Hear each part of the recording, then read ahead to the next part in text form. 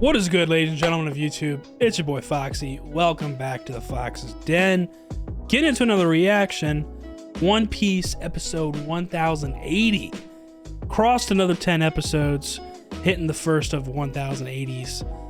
Oh, dude, I am so fucking excited for this. We're wrapping up the end of Wano, as you can tell through these past couple episodes. We've won the battle. Victory has been achieved. We're seeing the citizens of Wano enjoy this celebratory moment and really set in and fucking indulge in this like freedom that they have now that they've been yearning for the past 20 years of oppression under Kaido and Orochi. And the true Shogun family has returned. The Kozuki family, Momonosuke being the Shogun. I mean, it's just happy, feel-good moments all around. And then last episode in particular, we see our heroes have finally awakened. Luffy, Zoro, in the flesh, ready to go. First thing they fucking do, booze and fucking meat. Give me the goddamn booze and meat, bro. Like, I need some food, I need some drink. It's time to recuperate. You know what I'm saying? Like, yo, last episode was fucking hilarious all around. From the moment that they woke up, seeing them, you know, okay and well rested and finally coming to after like about a week of being like kind of comatose and just completely fucking out cold, you know, regenerating and whatnot, getting their well-dued rest, and then of course eating and drinking pretty much right away, as just pretty much an appetizer. Like, they haven't even had the banquet yet because they've been waiting to have the banquet until they woke up, which Momonosuke then announced. And then obviously they were very surprised about his appearance. This is the first time that they're seeing him as an adult physically. And then just some other funny ass moments, like Momonosuke still trying to use his youth privilege and trying to smother himself in Nami's breasts. That was fucking hilarious. And he got a true taste of adulthood as she punched the shit out of him. And Sanji and Brook really appreciated that. And then we see them have a bath, you know, the men's bath and the women's bath, and Yamato, of course, joining all the men in their bath because she identifies as a guy. And I like that little scene where Nami was talking to Yamato and Kiku, and she mentioned like, I think she started talking to Yamato first, like, oh, come on, we're about to go take a bath. You want to come with us? And then that's when Yamato was like, oh, there's no mixed baths, Nami. And then Kiku's like, oh, you mind if I come with you guys? Because I think Kiku is really a boy, but she identifies, or he, whatever, she identifies as a girl, whatever. So it was like this complete confusing moment for Nami for a second, where she was just kind of like, huh? it was just so innocent and funny. Like, it was just funny to see. And then obviously once they actually get in the bath, like Yamato getting in the bath and Sanji and Brook are like, what the fuck? You know what I'm saying? And everybody's freaking out at first, but I like how, you know, there's a natural reaction with some characters where they're like shocked, or they're just like, what the fuck is she doing here? But she identifies as a guy.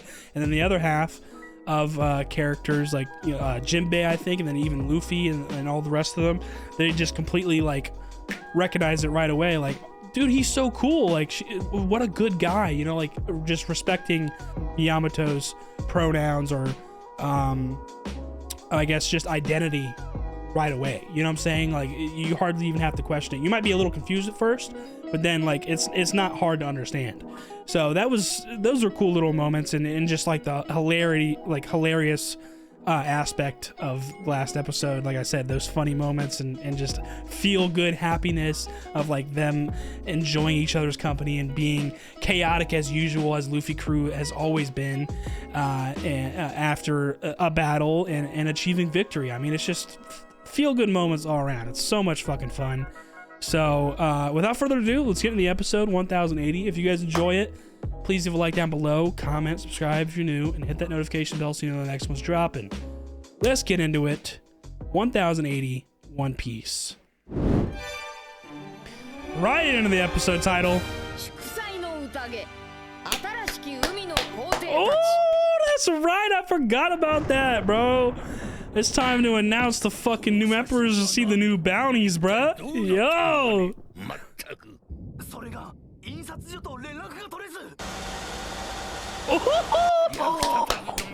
Yo, I love this shit. Yes.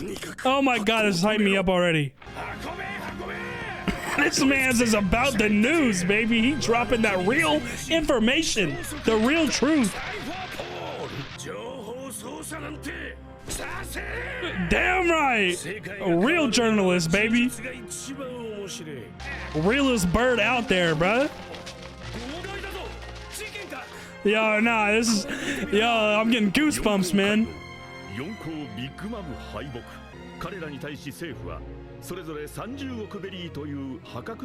3 billion on each of them, baby.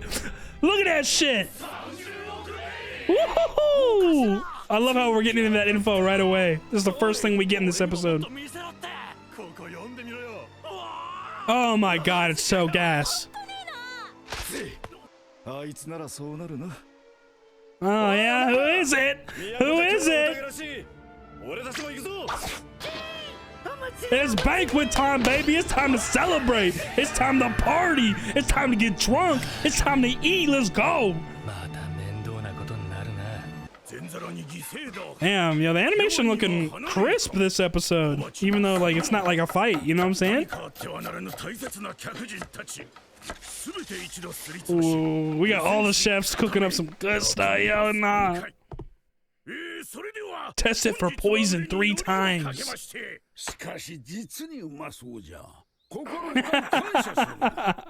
Jinbei. He's the only one there. He's a bet. Thanks, man. Appreciate it. Oh, Chopper's favorite.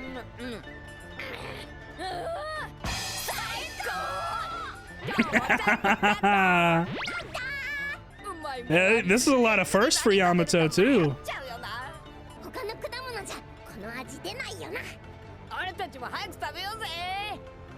I love this shit, dude. They both ate both of them whole. Play games. Yeah, let's go.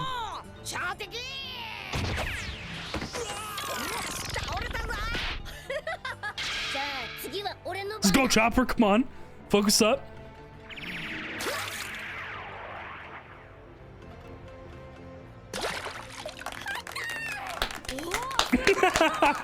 Yo.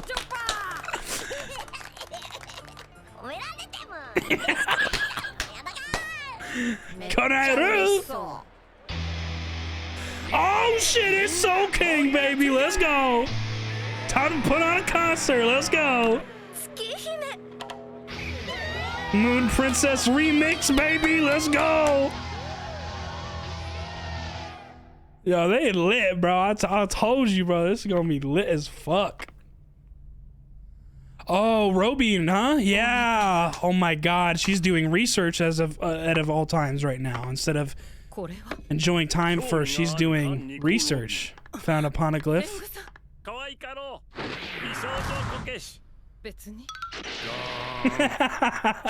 She's not impressed.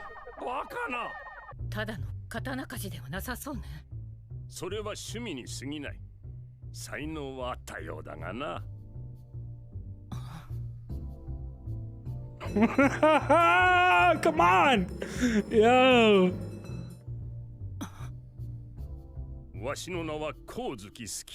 Ooh.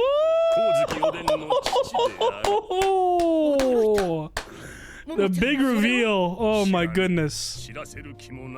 So yeah, fucking Momo's grandfather.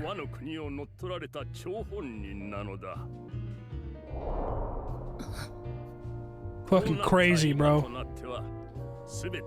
I remember reading this and I was like, yo, what the fuck? Here comes just even more info, dude.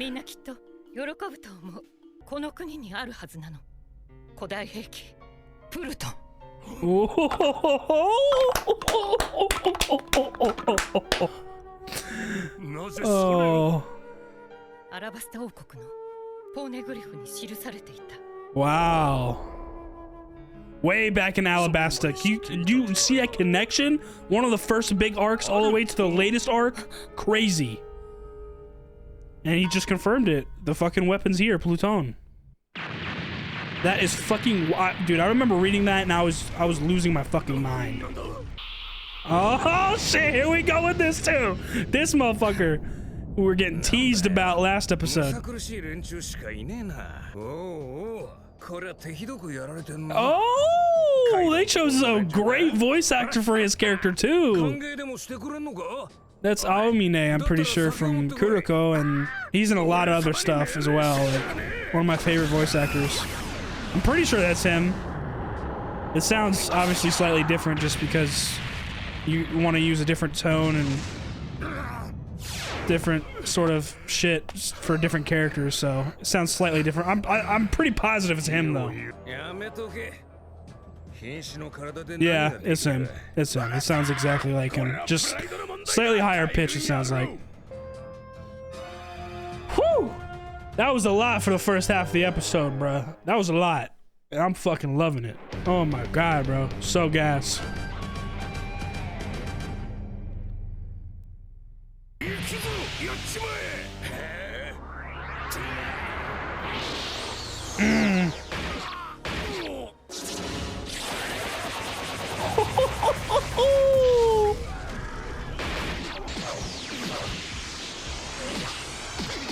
Queen and king, you better stay on your toes, even though you got your ass beat not too long ago. Ooh! Got queen too.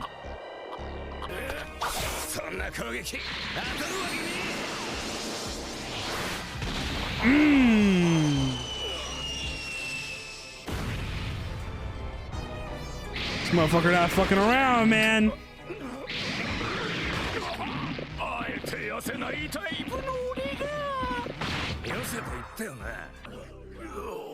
Finished off the remnants of the fucking Animal Kingdom pirates, bro. Oh my goodness.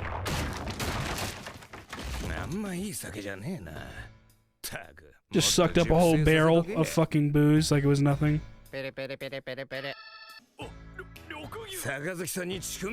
Rokugyu. Rokugyu. He's already here trying to take fucking Luffy's head. Yeah, good luck, buddy. Good fucking luck. And it seems, yeah, he's trying to prove his worth to the Kainu, it seems like. Woo!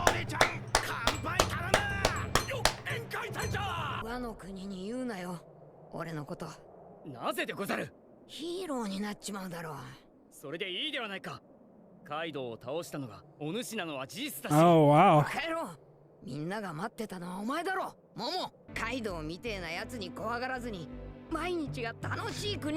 at this fucking guy, Luffy, man. Like, damn. So respectable. That's why the name was spreading as Joy Boy, who saved the country. And they don't know it's actually the man in front of them right now giving a toast. He's the one that did it all. Or most of the heavy lifting, you know.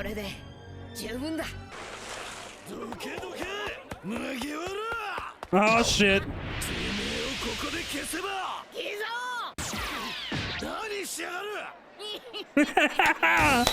It's time to drink and party, kid. Let's go. Get that frown off your face. Kanpai. Man, so lit, bro. What an amazing show. What an amazing story. Every episode right now as we're wrapping up Wano just keeps on putting a smile on my face, bro. Like, this is so fucking awesome to see.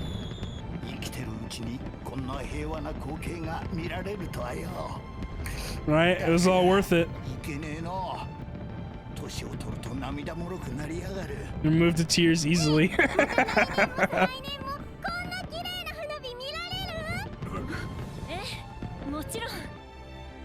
So beautiful. Truly amazing. Such a precious moment. Raizo, he's about to cry. Like, oh man, just seeing the kids happy. It's awesome.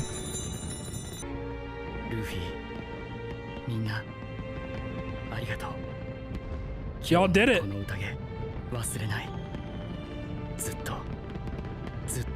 Kinemon's with his wife. Otsuru, I think her name is. That's so cute. Such a special moment, bro. Oh my god. よ、俺はお前を消しに来たんだ。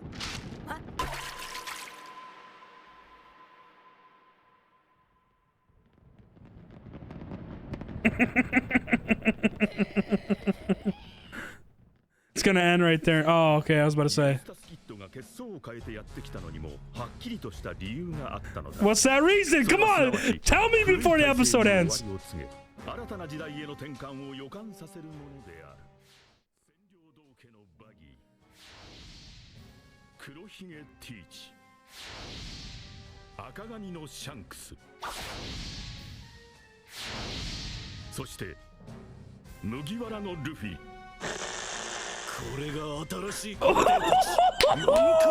fucking go! Yo, thank God they fucking dropped that this episode. I thought they were about to end the episode and we're gonna have to wait again. Oh my God. So good. I don't give a fuck about the Navy. Y'all always trying to fuck up our mood, bruh. Bro, you're a bitch. You're a bitch. You're trying to ruin the mood. Read the fucking room. Rokogyu, whatever the fuck your name is. I gotta say, good luck with that, buddy. I think you're a little into over your head right now. Woo! And that's where they ended. Okay, respectable. I like that. Thank you very much. If they didn't give us that little bit of info and they ended it, I would have been a little pissed. Thank God they did that. Oh my God. Oh my God, they announced it, bro. Holy shit. New Emperors of the Sea. It's a new era. Did you hear me? It's a new era.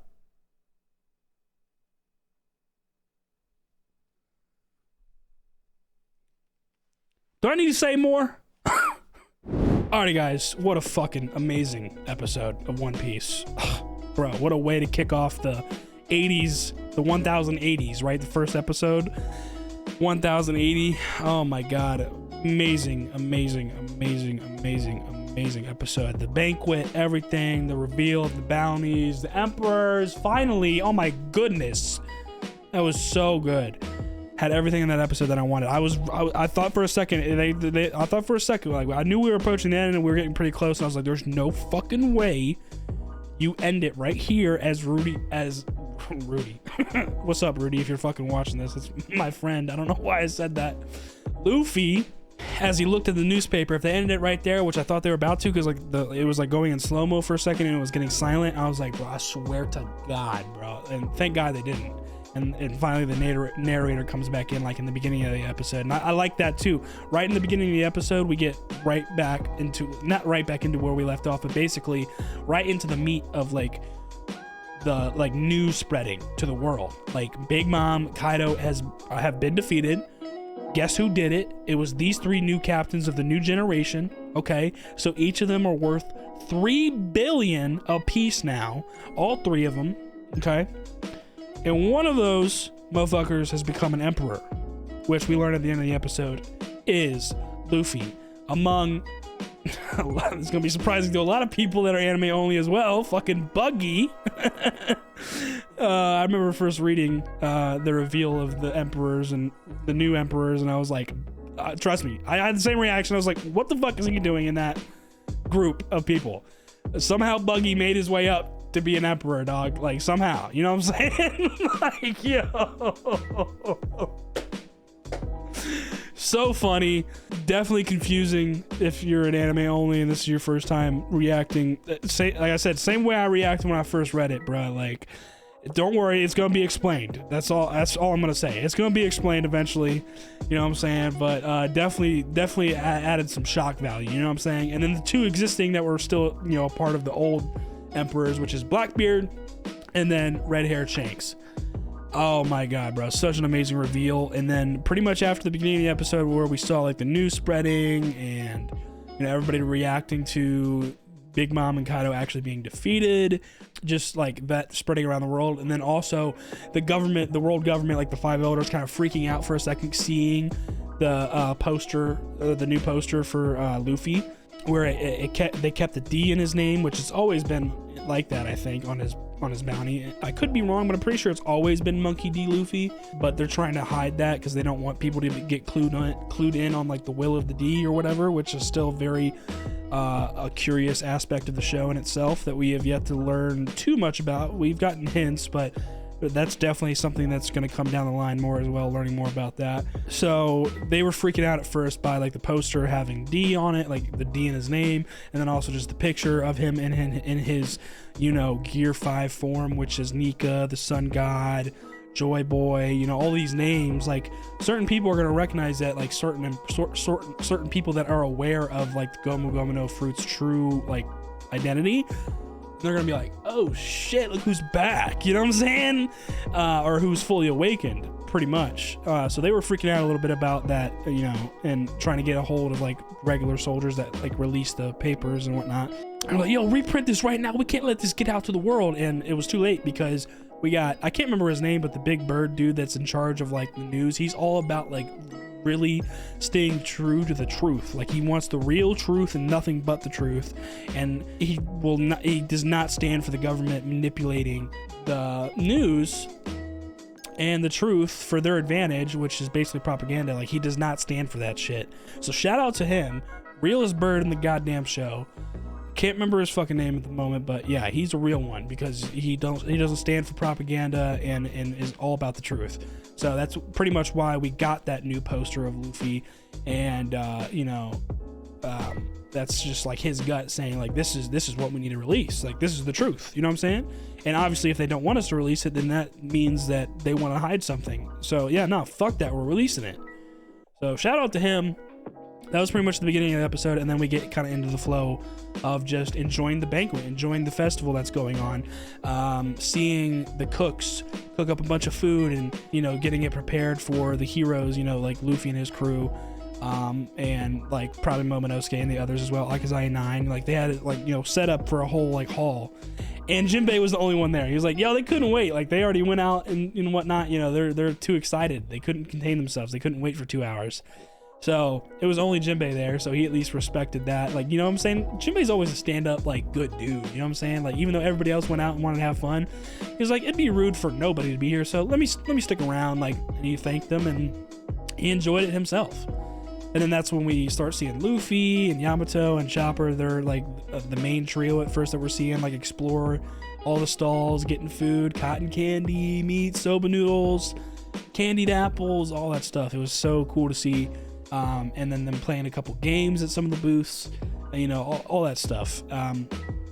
Brooke and Hiyori playing Moon Princess, which is Odin's favorite song. And, you know, obviously a little bit of a remix because fucking Soul King coming out with that electric guitar, baby. Like, yo, nah, it was fire. Seeing that, and then, yeah, them still just enjoying the festival and getting glimpses of everybody that's there enjoying it.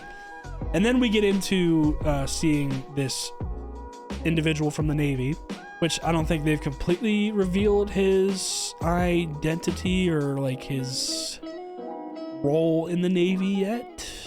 All right, yeah, so just to confirm, they didn't exactly reveal his true role in the Navy yet. We just know he's a part of the Navy, and we got a glimpse of his name within an actual conversation of him being like directed to, like, he called up, you know, a Navy soldier, like saying like, yo, bring a warship here. And the guy was like, oh, Rokugu, which is, or what is it? Rokugu.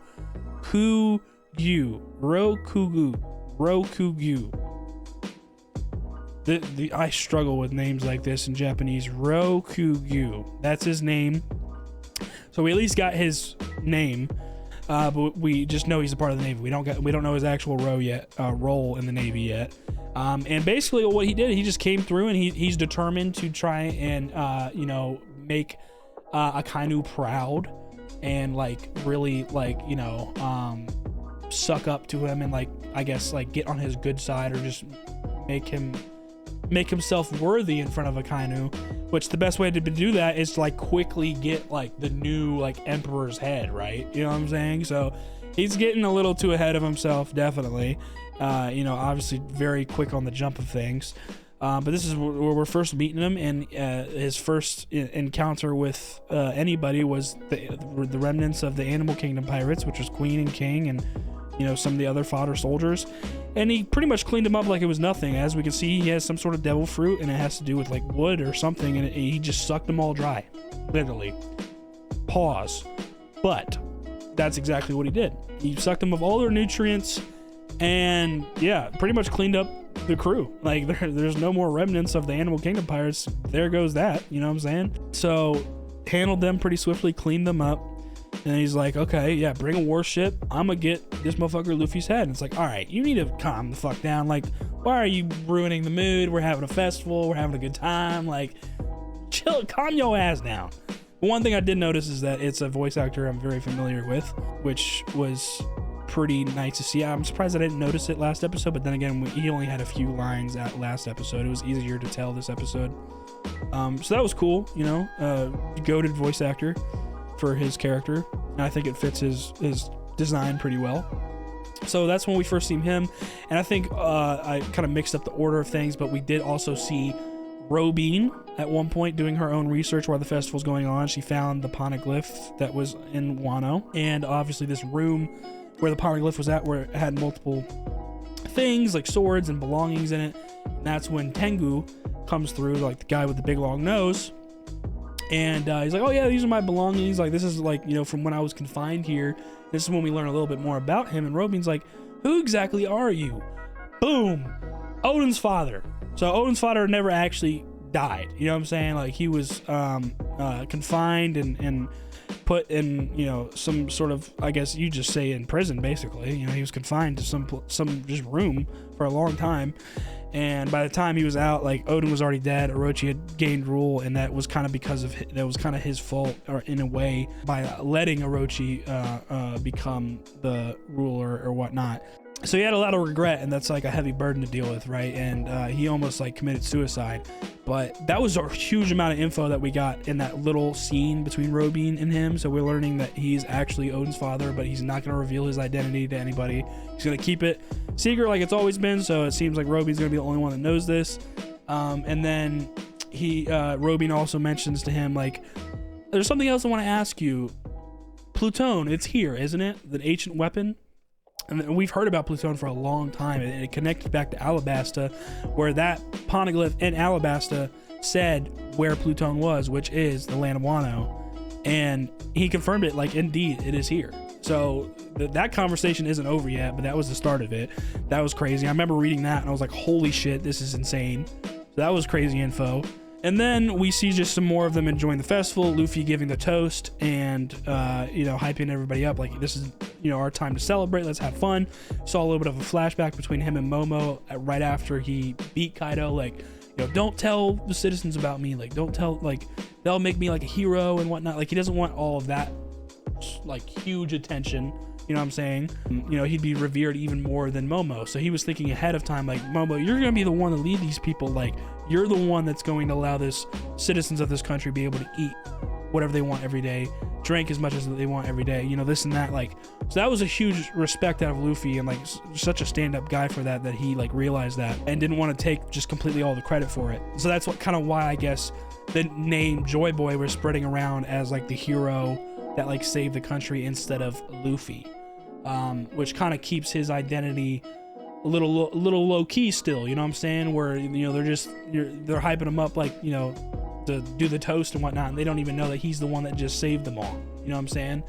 So that's really cool. And that's when Kid comes in. He's a little frustrated and like kind of pissed off because he got the news first, obviously, one in the beginning of the episode of learning the bounties, where that's where we get the info about Luffy being the new emperor. And we learn about the new four, actually, which includes Buggy. Like I said before, fucking hilarious. We'll learn more about that later.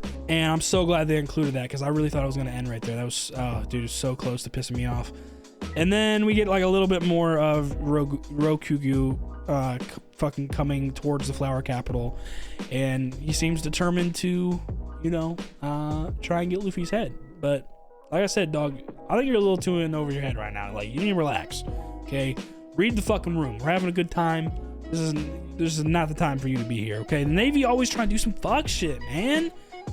goddamn Navy, bro. They always trying to ruin our fucking parties and everything, bro. They corrupt, fucking propaganda, you name it, bro. Fuck the Navy.